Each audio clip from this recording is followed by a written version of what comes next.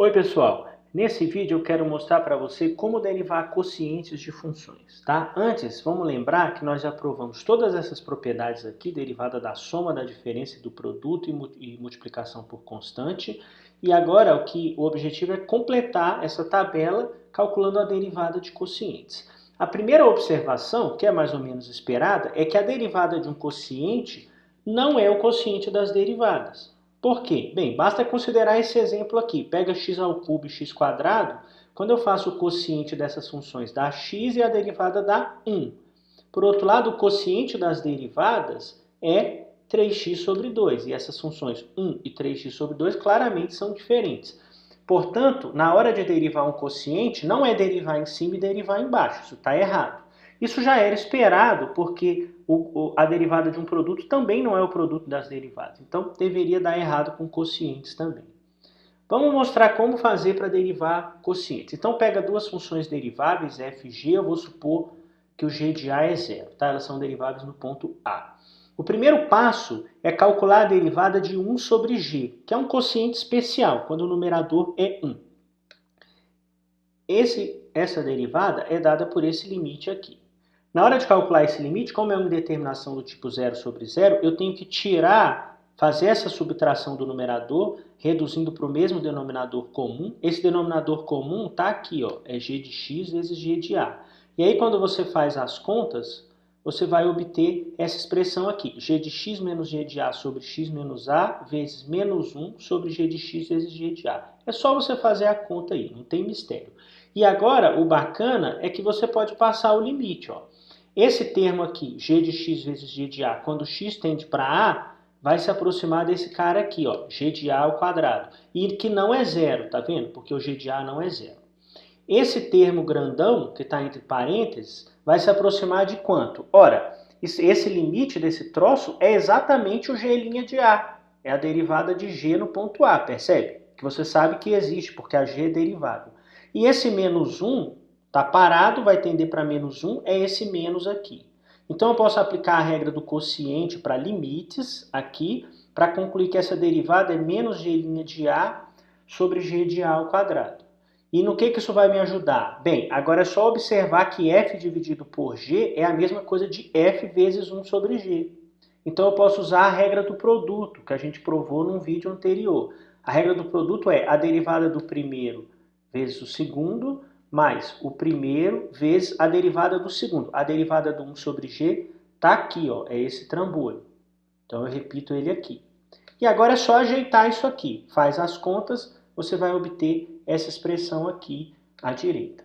Tá legal? Então é só um truque aí para calcular a derivada do quociente. Eu vou enunciar de uma maneira concisa como um teorema. Se f e g são deriváveis no ponto A e g de a não é zero, então o quociente f sobre g é derivável e a derivada é dada por essa fórmula aqui. Tá? Veja, uma coisa importante aqui é a seguinte, duas coisas importantes. Aqui embaixo tem um g de a. Isso está bem definido porque o g de a não é zero, eu não estou dividindo por zero. E a segunda observação que é importante é que a ordem de derivação no numerador importa. Porque como tem um sinal de menos aqui, você tem que fazer a de baixo vezes a derivada da de cima. Menos a de cima vezes a derivada da de baixo. Não pode trocar a ordem. Se você trocar a ordem de quem deriva primeiro, você vai obter menos a derivada.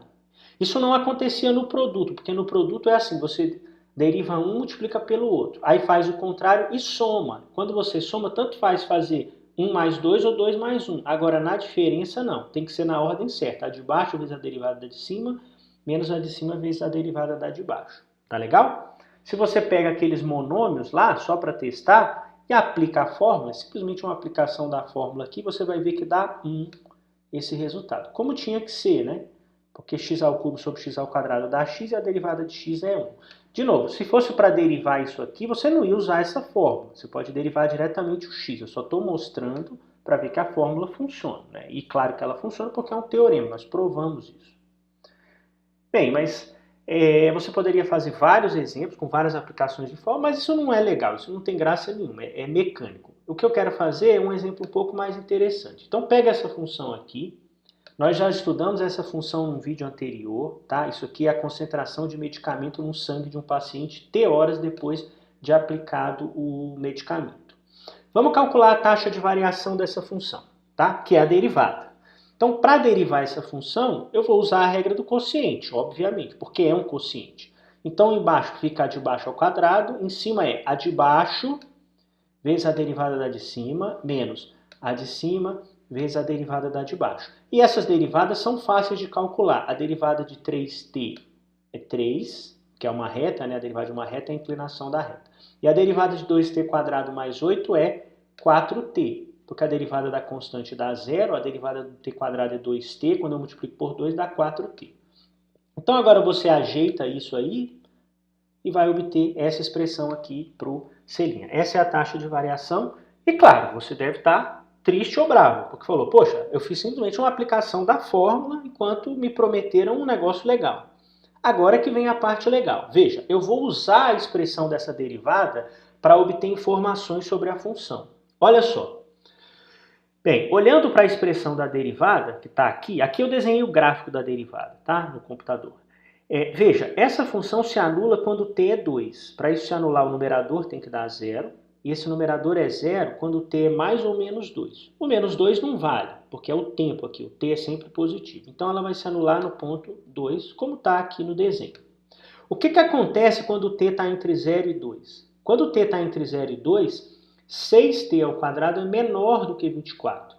Portanto, esse numerador fica 24 menos uma coisa menor do que 24, fica positivo.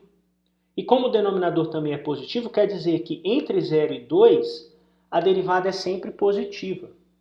E que tipo de informação que isso me dá na função c de t? Ora, se a taxa de variação de uma função é positiva no intervalo, é porque a função cresce naquele intervalo. Então, entre 0 e 2, a concentração vai sempre crescer. Aí no ponto 2 ela vale 0, e do 2 para frente. Aí é só você faz a mesma análise, vai acontecer o contrário. A derivada fica negativa, portanto a concentração decresce a partir do ponto 2. Usando esses dados, eu vejo que o gráfico tem que ser assim, ó. Ele parte do 0, porque no início não tem remédio, né, no corpo do cara.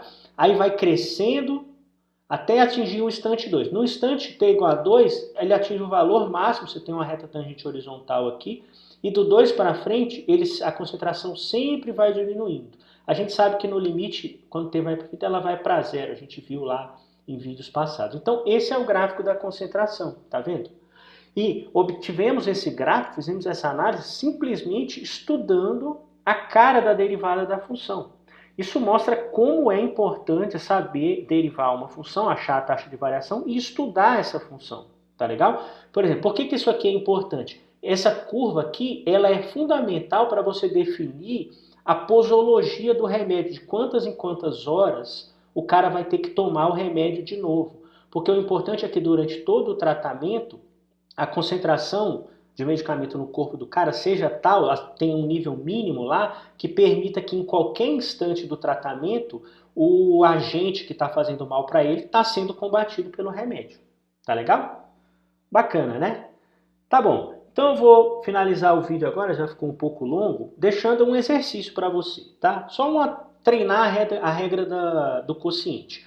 E eu vou fazer o seguinte, a gente vai ver depois que a derivada do seno é o cosseno e do cosseno é menos seno, tá? Isso aqui a gente vai ver depois, eu só quero que você use essa informação agora, junto com a regra do quociente, para calcular a derivada da tangente. A tangente é seno sobre cosseno. Então eu quero que você pause o vídeo agora e aplique a fórmula, usando essas duas informações aqui. Tá legal? Pausa. Muito bem. Tá aí a solução, não vou falar, é bem simples. Você fez tudo certo, você chegou nessa expressão para a derivada da tangente. 1 sobre cosseno ao quadrado. Tá legal? Então aprendemos hoje a derivar quocientes.